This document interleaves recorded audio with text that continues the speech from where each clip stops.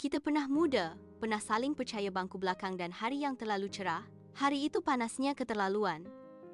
Langit biru tanpa dosa, tapi kepalaku penuh keluhan. Aku, Nara, duduk di bangku belakang kelas KIS IPS 2, tempat paling aman untuk orang sepertiku.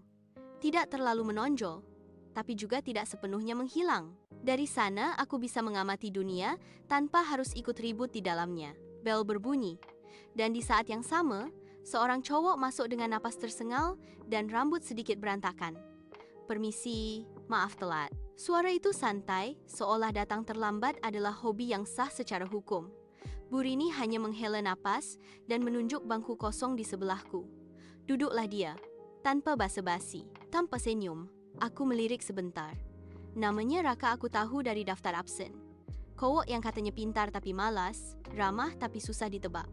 Beberapa menit pertama kami diam, sampai tanpa sengaja lengannya menyenggol lenganku.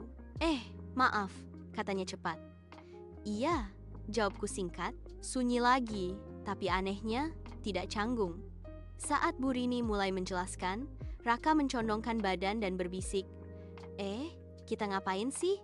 Aku menahan tawa. Merencanakan masa depan? Jawabku serius. Dia menoleh, lalu tertawa kecil.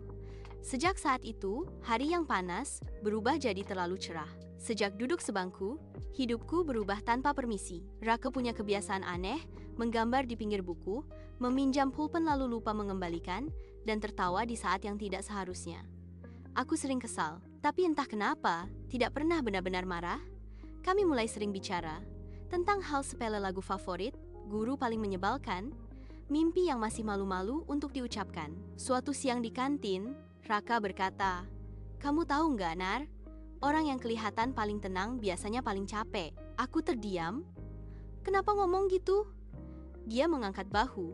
Nggak kenapa-kenapa, cuma ngerasa. Sejak itu, aku sadar.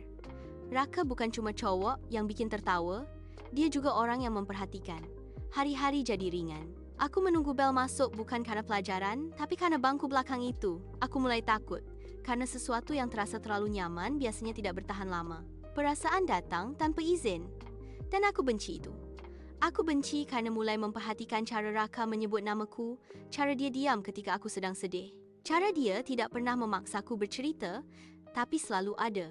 Suatu sore kami pulang bersama. Jalanan lengang, langit cingga. "Apa mimpi kamu, Nar?" tanyanya. Aku menatap ujung sepatu.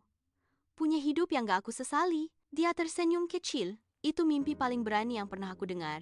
Aku ingin bilang sesuatu, tapi kata-kata terasa terlalu rapuh untuk dikeluarkan. Karena aku tahu, tidak semua rasa harus diungkapkan. Ada yang cukup disimpan, supaya tidak hancur. Dan sore itu, aku jatuh cinta pada seseorang yang mungkin tidak pernah menjadi milikku. Kedekatan itu seperti lagu yang diputar pelan-pelan. Awalnya indah, lama-lama membuat kita takut kalau tiba-tiba berhenti. Aku dan Raka semakin sering bersama, belajar bareng, pulang bareng, bahkan diam bareng. Tapi di antara tawa, mulai muncul jeda-jeda aneh. Pesan yang dibalas lebih lama. Tatapan yang tidak selalu bertemu. Suatu hari, aku melihat Raka tertawa bersama Alia, siswi pindahan yang cantik dan percaya diri. Dadaku sesak, tapi aku pura-pura biasa saja. Aku sadar aku tidak punya hak cemburu. Kami tidak pernah berjanji apa-apa. Namun malam itu, aku menangis tanpa suara. Karena ternyata, tidak memiliki status, tidak membuat rasa ikut menghilang. Aku mulai menjaga jarak. Bukan karena ingin menjauh, tapi karena takut berharap. Raka menyadarinya. "Kamu kenapa, Nar?" tanyanya suatu sore. "Nggak apa-apa," kalimat paling bohong sedunia. Dia menatapku lama. "Oke, kalau kamu belum mau cerita." Aku mengangguk. Dan disitulah, jarak benar-benar lahir, bukan karena masalah besar, tapi karena dua orang yang sama-sama diam. Hari-hari di sekolah terasa kosong. Bangku belakang tidak lagi hangat. Raka sibuk dengan dunianya. Aku sibuk pura-pura kuat. Sampai suatu hari aku mendengar kabar, Raka akan pindah sekolah karena ayahnya dipindah tugaskan. Dadaku runtuh. Kami bertemu di lapangan sore itu. "Aku mau pindah," katanya pelan. "Oh," jawabku. Seolah itu bukan akhir dari sesuatu. Kami tersenyum. Padahal sama-sama ingin menangis. Hari terakhir Raka di sekolah datang. Tidak ada drama, Tidak ada tangisan berlebihan, hanya percakapan sederhana. Nara, katanya, makasih udah jadi bagian paling tenang di hidup aku. Aku menahan air mata. Makasih juga udah bikin aku berani bermimpi.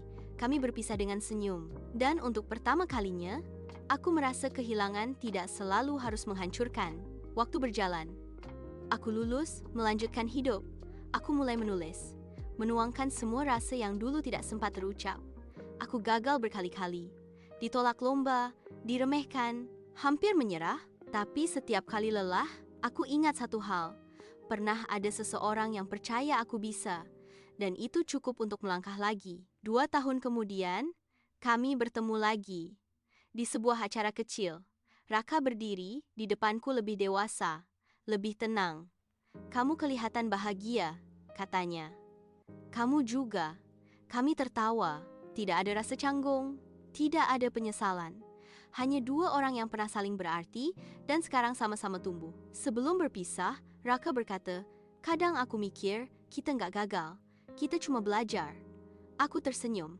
Iya, kita belajar mencintai tanpa harus memiliki. Kami berjalan ke arah berbeda dengan hati yang utuh. Karena kebahagiaan bukan selalu tentang bersama, tapi tentang siapa yang membuat kita jadi versi diri yang lebih berani. Dan hari itu aku paham, cinta remaja yang paling indah adalah yang meninggalkan pelajaran, bukan luka. Ending message. Pel ajaran. Tidak semua yang kita cintai harus tinggal. Tidak semua perpisahan adalah kekalahan. Kadang, orang datang hanya untuk mengajarkan kita cara tumbuh. Sampai di sini dulu, ya, bye-bye.